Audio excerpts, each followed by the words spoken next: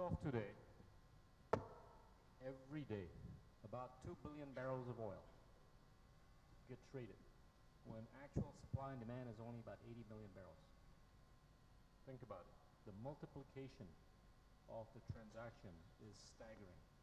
There's no need for anybody to be trading multiples of the actual supply and demand at that rate. I think this needs to be overseen a little bit more. However you call it, volatilities are tariffs. Okay? I mean, personally, that's how I look at it.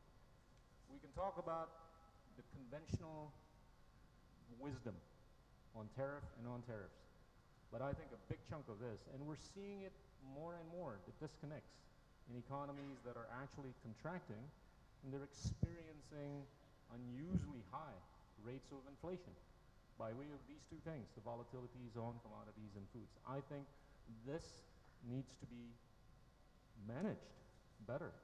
And I'm of the view that stability, I think, promotes a more open flow of commodities and foods as opposed to volatilities.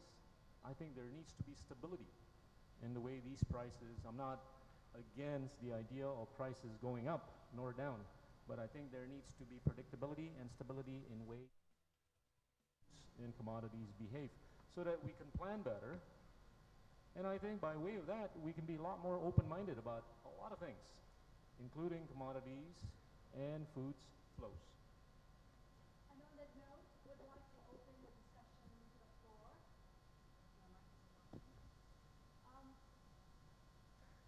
We'll open the discussion to the floor. For a start, I think there is a question from an online participant. How can developing countries that lack competitiveness and capacity to trade benefit from trade amongst each other?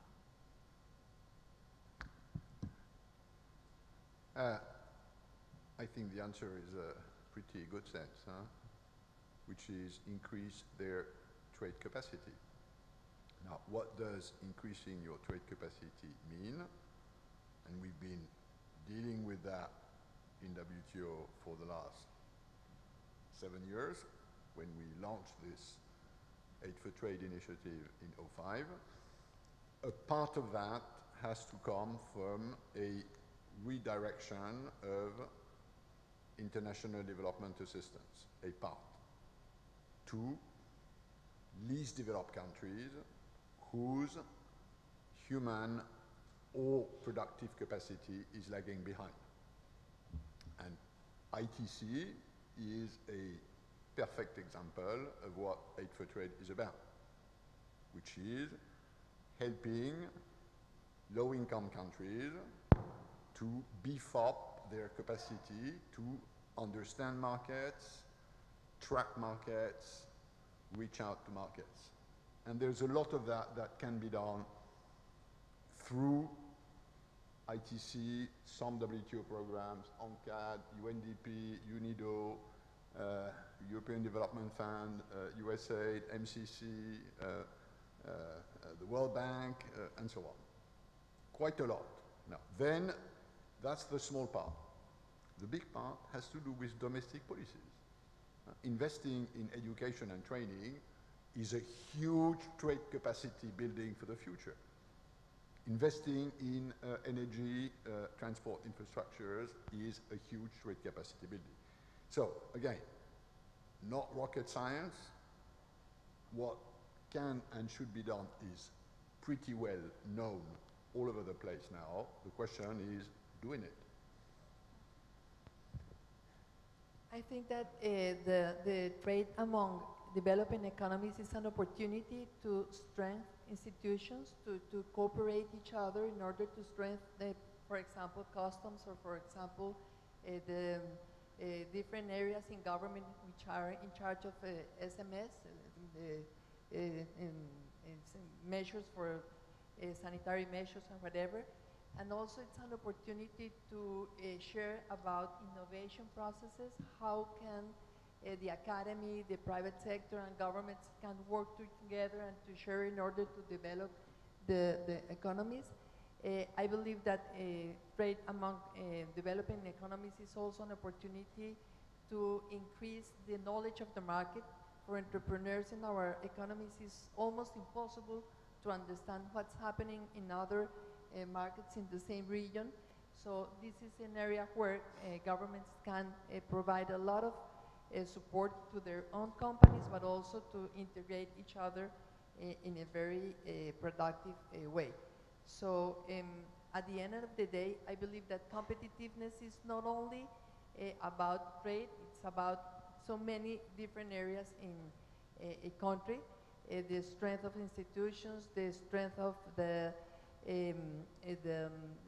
judiciary system, which is important in order to have more confidence in the system, the strength of all the logistics and of course the different rules in order to have a good transportation system and a good air also system.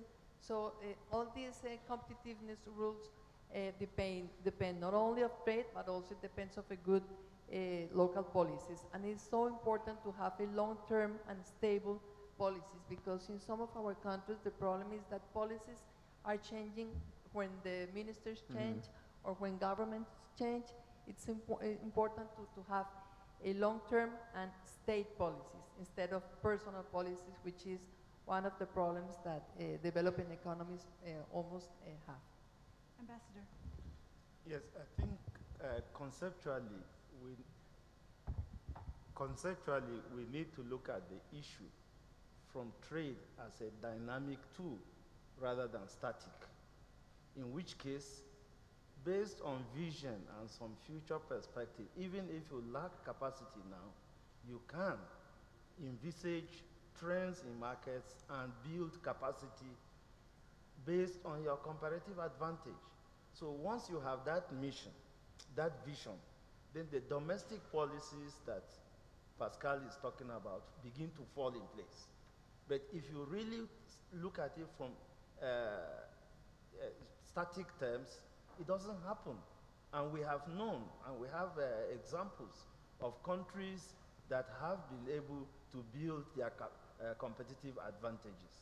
So I think these are lessons that countries can take away in terms of lessons and begin to put in place those measures that would assist their integration in international trade.